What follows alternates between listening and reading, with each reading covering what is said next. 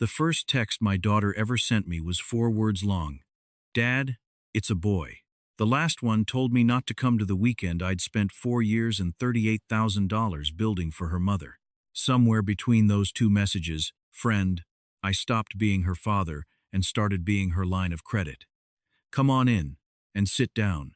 My name doesn't matter for another minute or two. You'll have it. But before I get into it, do me a favor, drop the town you're listening from down in the comments. I read every one of them, and I've got a map on the wall of my shop that's getting crowded. And if you've got somebody in your family who's forgotten what you gave up for them, hit that subscribe button. You're going to want to hear how this one ends. Let me tell you about Margot first, because none of the rest of it means anything if you don't understand her. Marguerite Alden, 39 years married, and in every single one of them, she found some quiet way to hand a piece of herself to somebody who couldn't pay her back. She kept a bread tin on top of the refrigerator, the old kind with the roll-up lid, and that tin was the unofficial emergency fund for our whole street. Not her money, not exactly. Neighbors would drop a 5 in it when they were flush. When Barb Teitelbaum, 2 doors down, got her hours cut at the clinic in the winter of '09, that tin covered her propane for 6 weeks, and Barb never knew who paid it because Margot told her the co-op had a hardship program. There was no hardship program.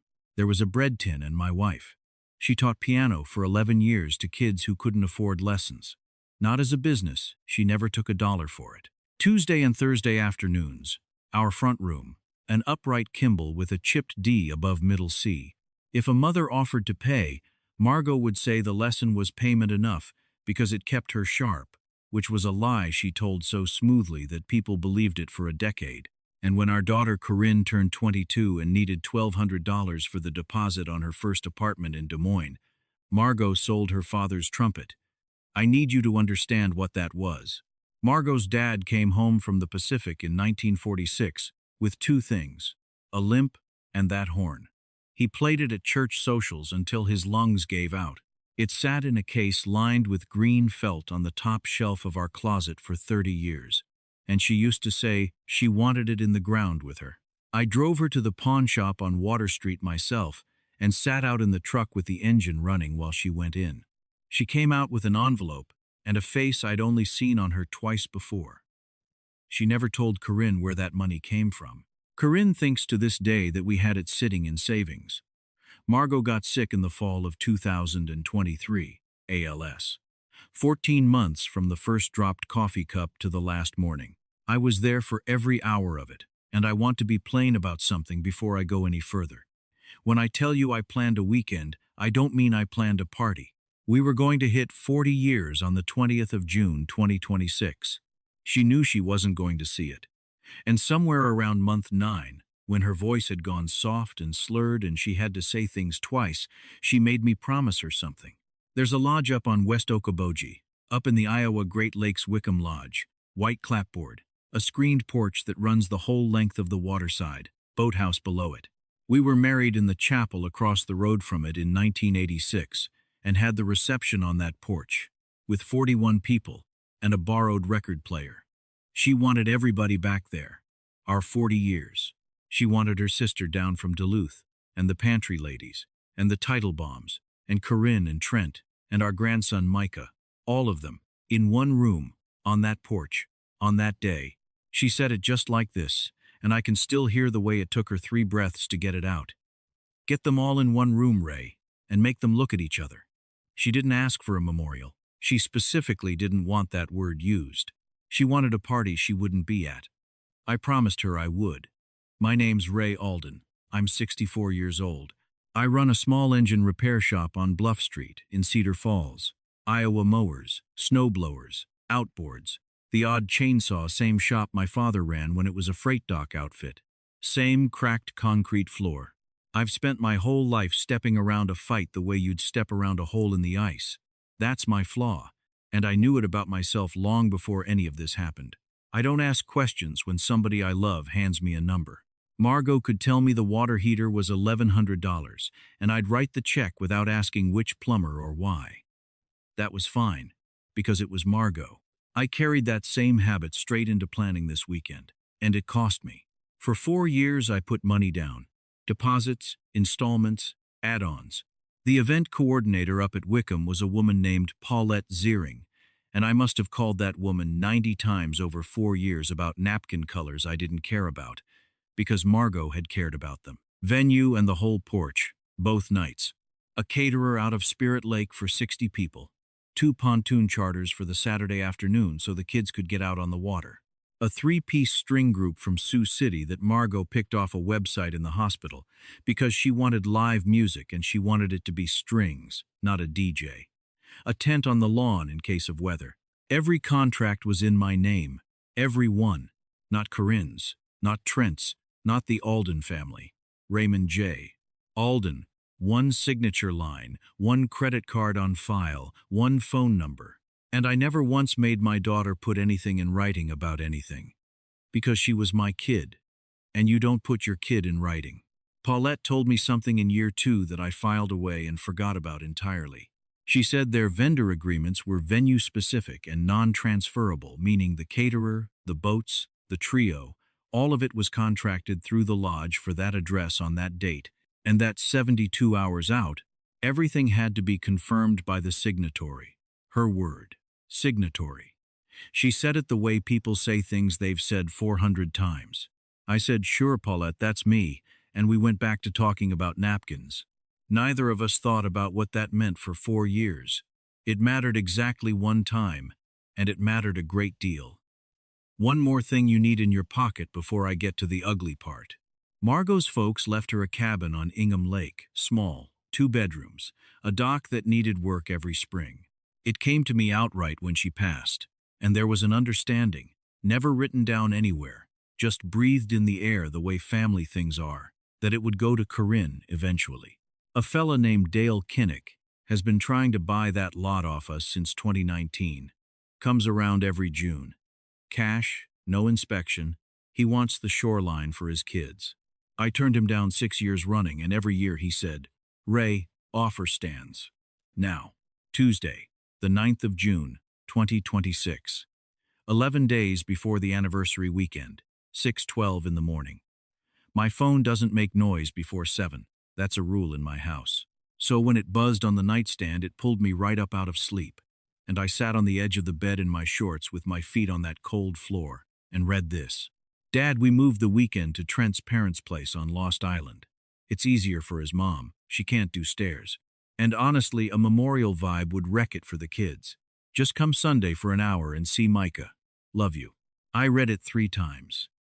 I want to be straight with you about my first reaction, because people always assume they know, and they're always wrong. It wasn't anger. It was something closer to confusion, the feeling you get when you come down the stairs in the dark, and there's one more step than you counted on. I actually carried the phone over to the kitchen window and held it up to the daylight, like the sunrise was going to rearrange the letters into something that made sense. I called her. 4 rings. Voicemail. I texted back, "Corinne, this is your mother's weekend. It's booked. Call me."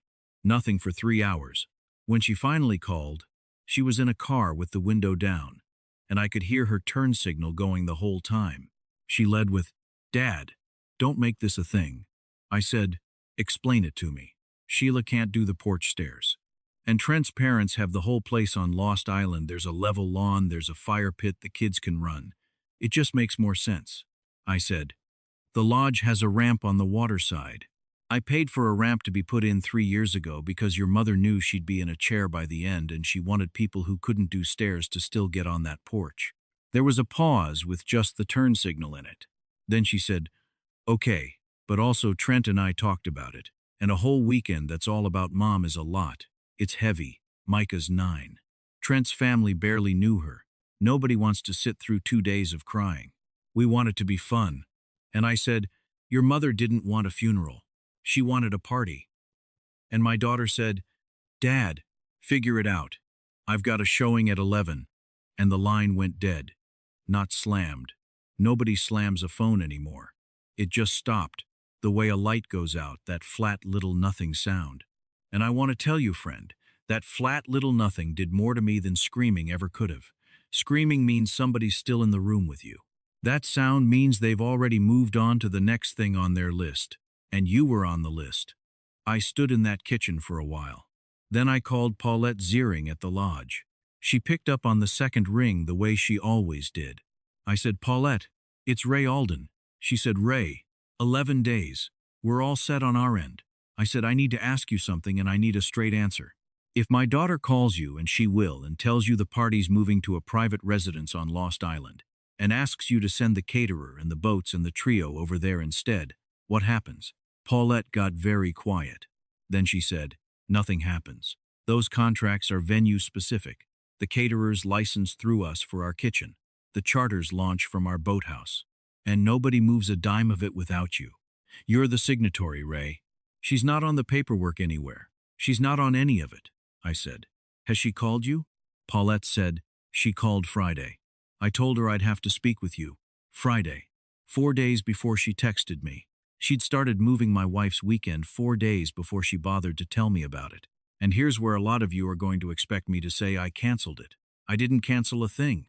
I've thought a lot about why, and the honest answer is that canceling would have been about them, and I was done letting them be the subject of every sentence in my life. That weekend was bought and paid for. It was mine.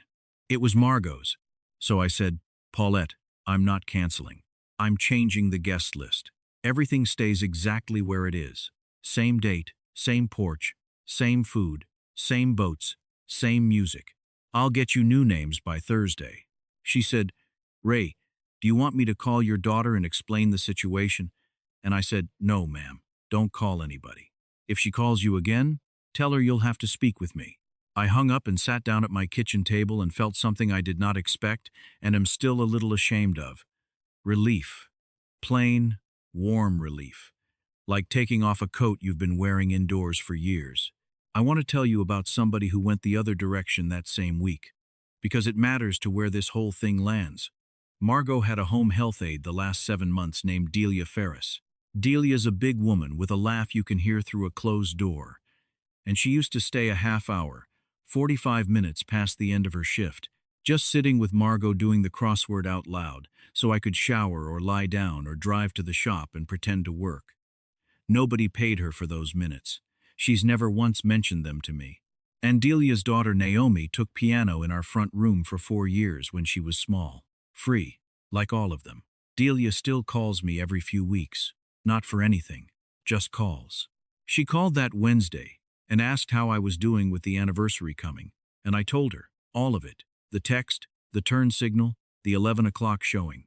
She was quiet a long moment and then she said, "Margot used to tell me you were the most agreeable, stubborn man God ever built. I always wondered which half was going to win."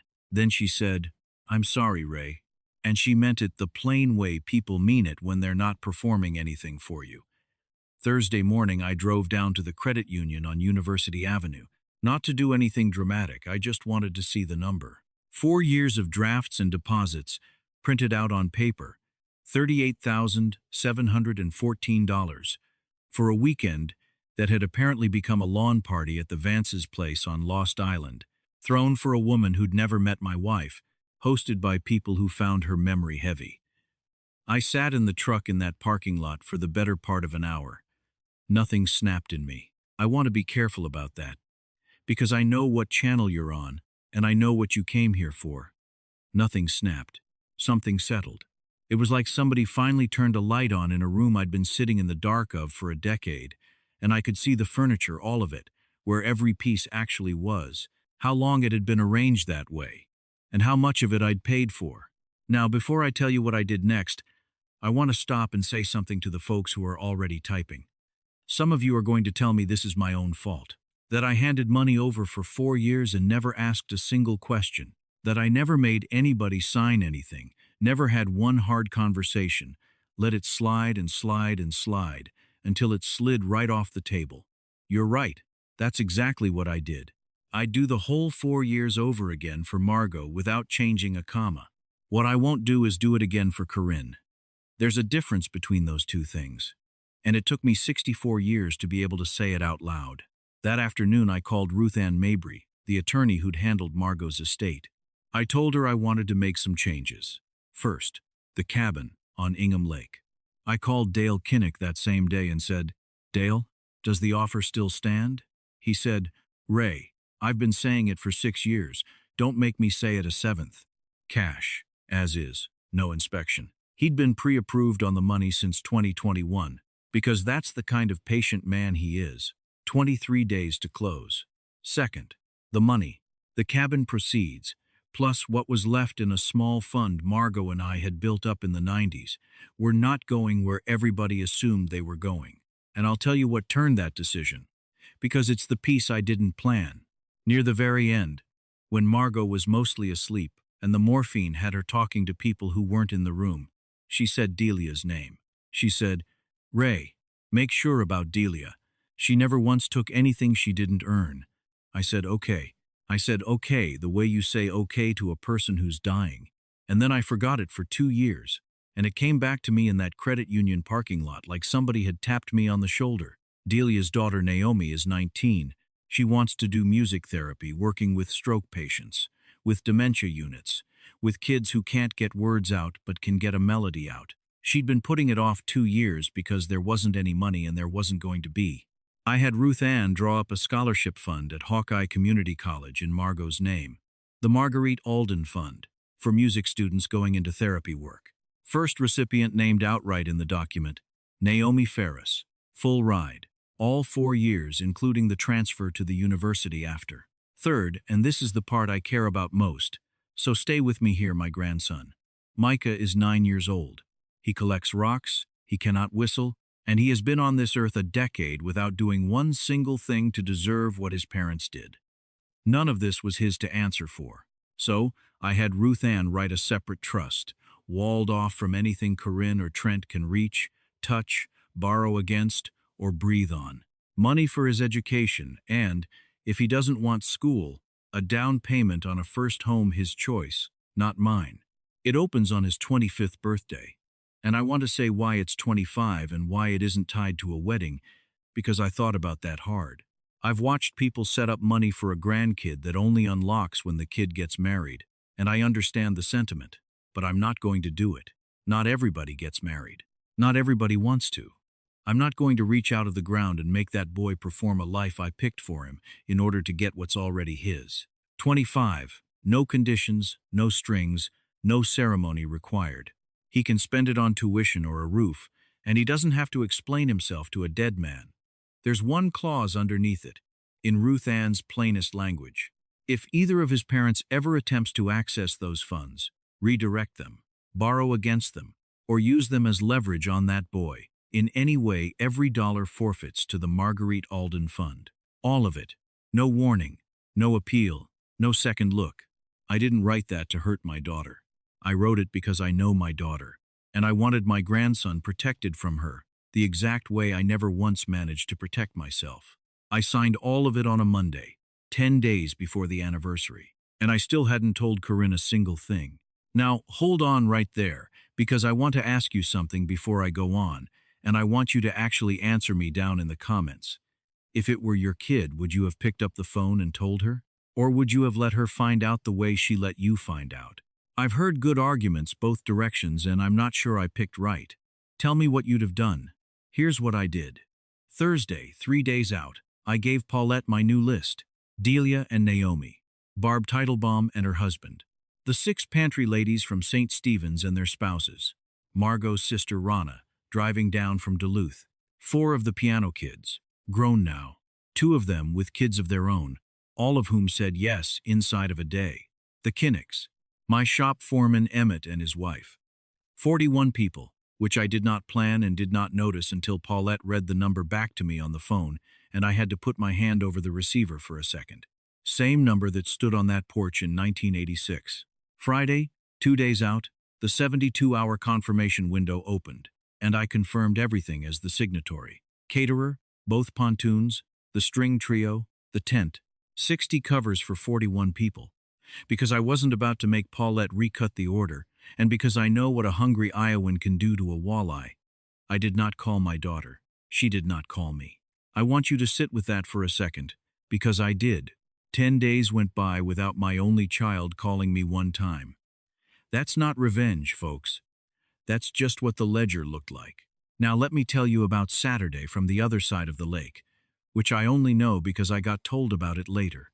in pieces, by 3 different people, each version angrier than the last. Corinne had told 60-some people to come to the Vance's place on Lost Island at 4 o'clock. She'd sent out a group text with a map pin. She had told Trent's mother Sheila not to worry about food because it's all handled, it's already paid for. She'd apparently told her father-in-law that a catering crew would show up at 2 to set up on the lawn, and that there'd be boats at the neighbor's dock at 3, and a string trio at 5 for the toasts. She'd called Paulette twice more that week, and both times Paulette told her the same true sentence: "I'll have to speak with the signatory." Corinne heard that as red tape. She heard it as a formality, the way you hear a rental car agent read you the insurance terms. It never once occurred to her that the sentence meant your father is the only person on earth who can move any of this, and he is not going to. At 2 o'clock, nobody came.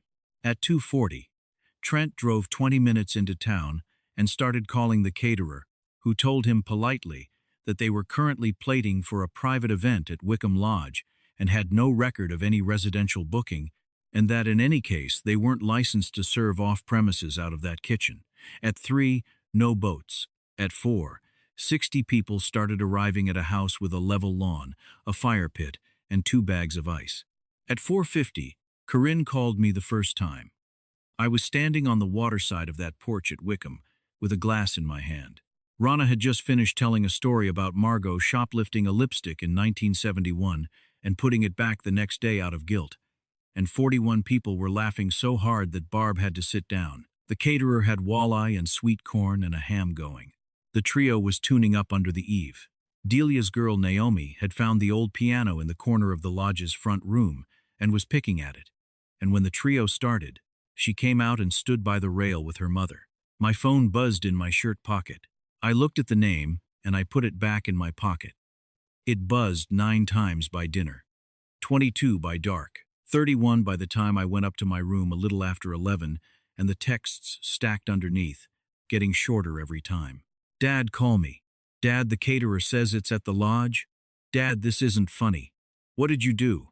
I didn't answer a single one, and I want to be honest about why. Because it isn't the reason you think. It wasn't to make her suffer. It was because I have spent 40 years answering that phone on the first ring, at any hour, for any reason, and I had finally worked out that a phone call is a request, not a summons. I'd answer her. I'd answer when I was ready to, not when she demanded it. There's a whole life's worth of difference between those two, and I found it awful late. Around 10 o'clock that night, out on the porch, the trio played the second movement of something Margot had marked on a website, in a hospital bed, with a stylus she could barely hold, and the pantry ladies got quiet. And out past the rail, the lake went black and flat, and I said her name out loud because there wasn't anybody standing close enough for it to be strange. Sunday, she came. I hadn't invited her. She showed up at 11 in the morning with Micah in the back seat, and she found me on that porch with Emmett, stacking chairs.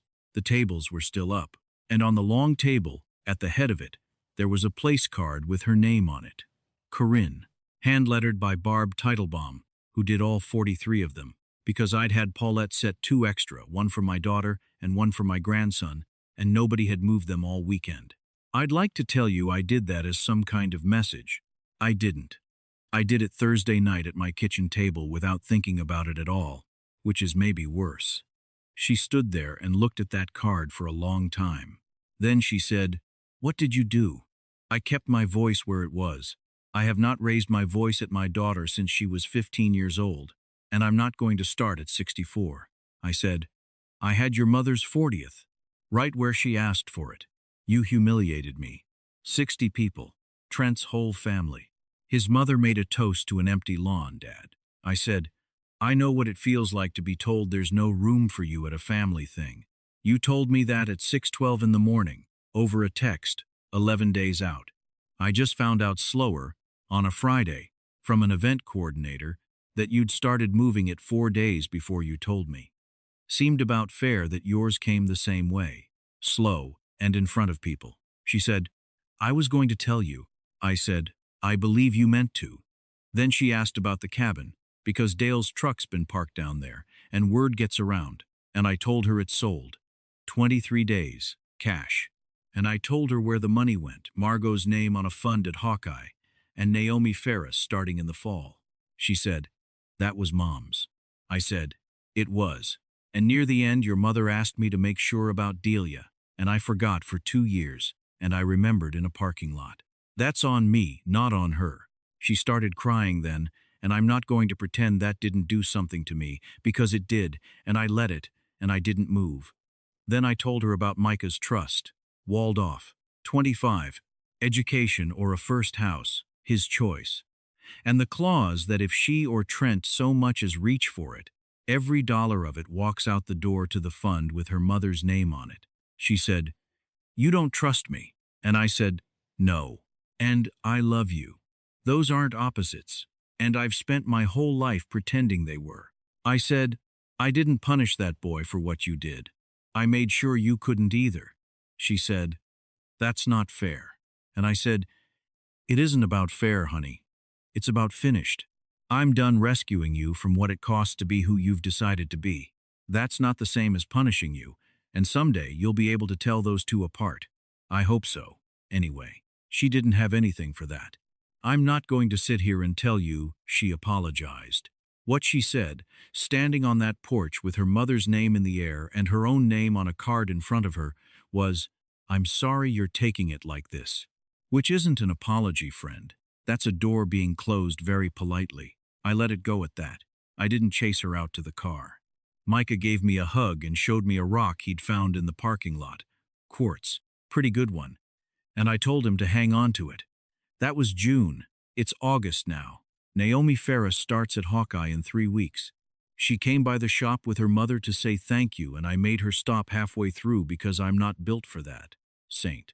Stevens put a little plaque up in the fellowship hall by the pantry shelves with Margot's name on it, small and plain, the exact kind of fuss she'd have complained about for a week and secretly loved. I went back down to Water Street in July, to that pawn shop. It's a phone repair place now. Has been for 9 years. That trumpet has gone into the world and it's not coming back, and I've made my peace with that, mostly. Some things you don't get to buy back. That's what makes them worth telling you about.